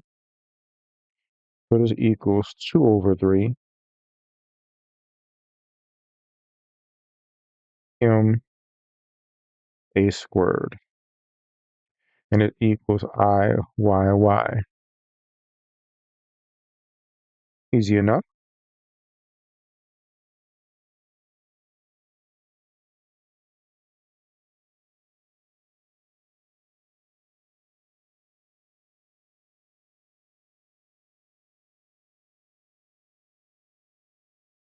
So these are the moments of inertia.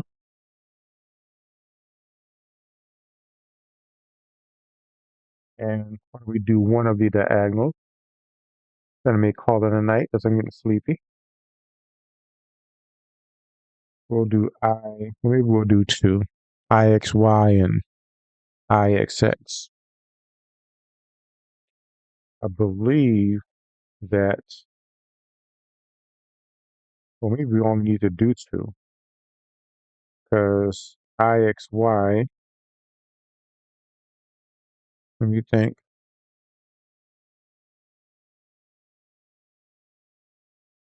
that should be the same as IZY.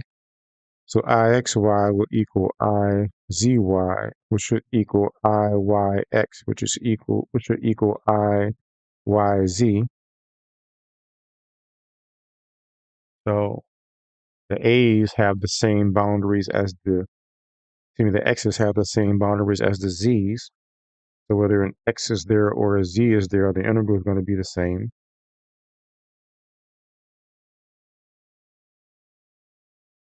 So now all that's left is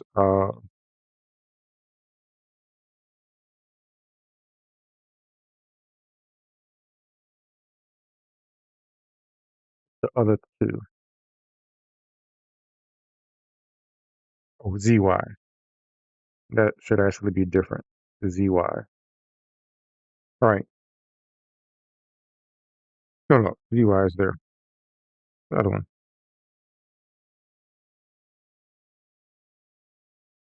YZ. Oh, XZ is the one that should be different. All right, let's do this thing. So I will be able to finish the, what's going to call them. When we do the XY one. So row. So this is going to be R squared XY dv. These are not the same, so they're going to zero that out. So it's going to equal integral rho negative xy dx dy dz. So this should equal, we'll start with x first. Rho negative x2 over 2 a0 y dy dz. So this equals integral rho negative a over 2 y dy dz negative a squared over 2, which equals integral rho. Let's go for the y this time. Negative a squared over 2 y squared over 2 a0 dz, which equals integral rho negative a squared over 2 and a squared over 2 dz, which equals integral rho negative a fourth over 4. We're doing y right now. That's just z. Oh, hold up. I put the wrong balance on my y. I need to watch that.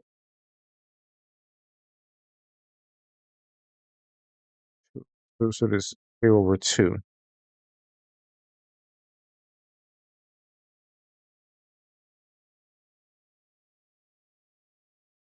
So this is a squared over 4.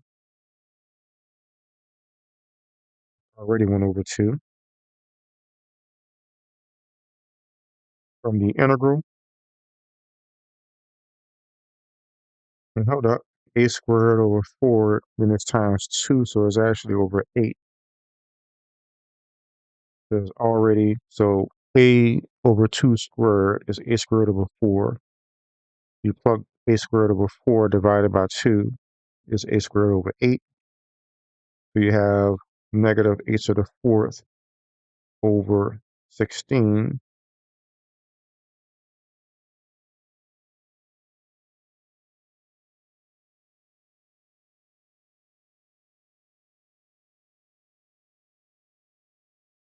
Z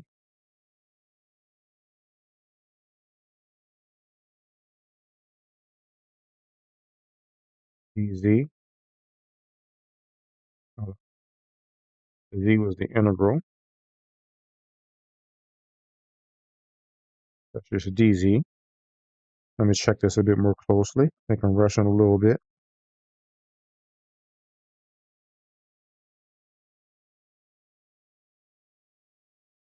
A, Y,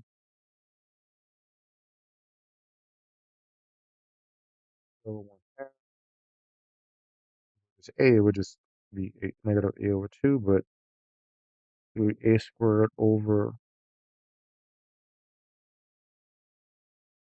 4 over 8.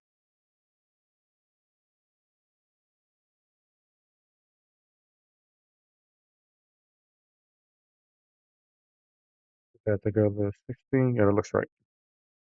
Z doesn't have a letter because it was xy, x squared plus y squared plus r squared zeroed out. So we have rho negative a fifth over 16, which is going to equal negative 2m over a cubed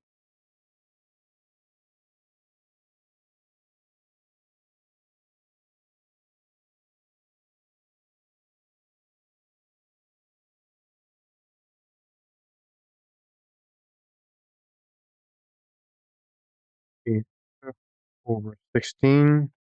So that equals 1 over 8 m a squared. That equals all of those. I x y, y x, z y,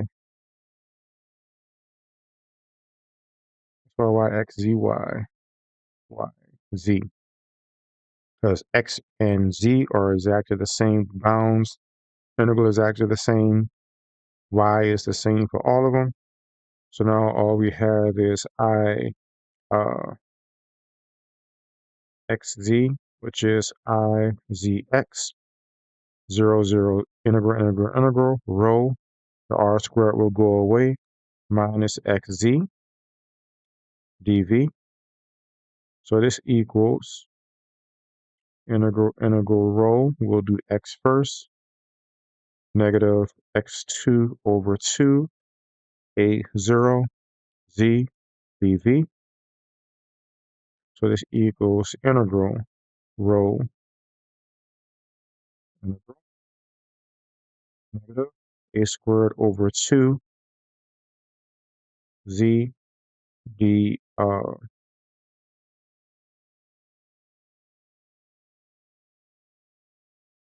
y dz. Z to the x first. So I'll go ahead and do the y next. This will be rho negative a cubed over 2. Hold up, I forgot the y is the other bounds. The y is a over 2. So it's a cubed over 4, because you already have a squared over 2. You multiply a over 2, a cubed over 4, z integral dz. So this equals rho negative a cubed over 4 z squared over 2 a0, which is going to equal rho negative a cubed over 4 a squared over 2, which equals negative a to the fifth over 8 times 2m over a cubed, which equals 1 over 4 m a squared. All right. So now we have our matrix. So we have I equals, this is a negative, gotta remember my negative on that.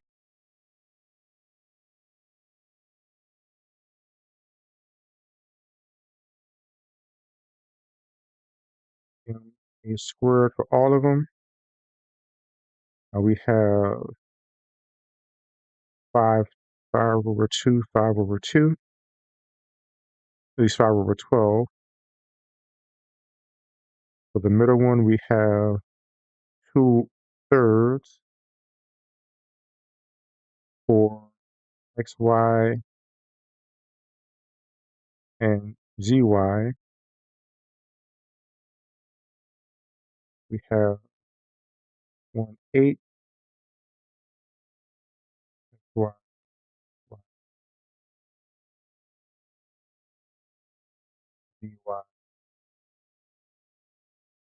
Z.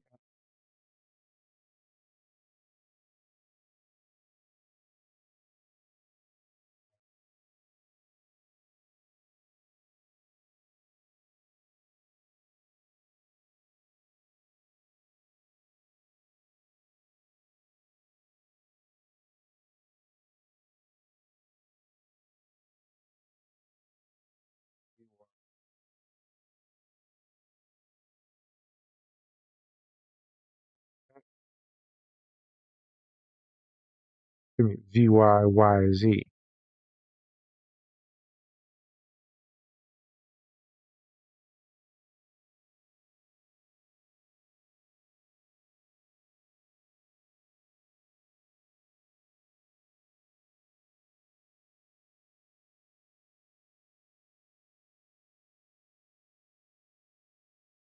You believe?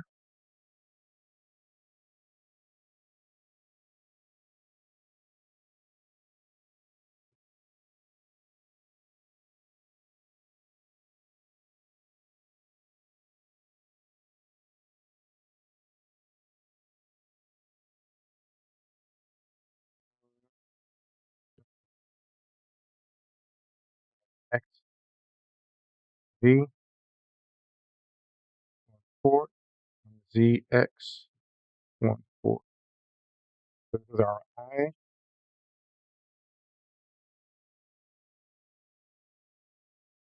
Found before that it's probably better to do the eigenvalues without multiplying by a big number, but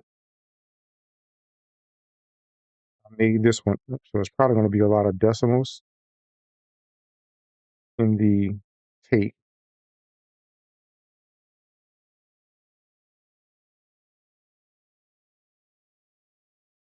So I'm going to leave it here and come back tomorrow. Did a lot of work today, going almost 3 hours again right now. Did another moment of inertial problem. I'll probably come back tomorrow and do some more um,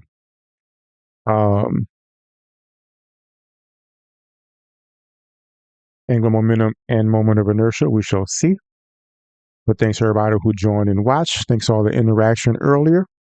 Like, subscribe if you haven't already. Let me know if you have any questions or comments. And if I don't see you all tomorrow, I'll definitely see you next Saturday. Let me know if you have any topics you'd like me to cover. You have a good evening.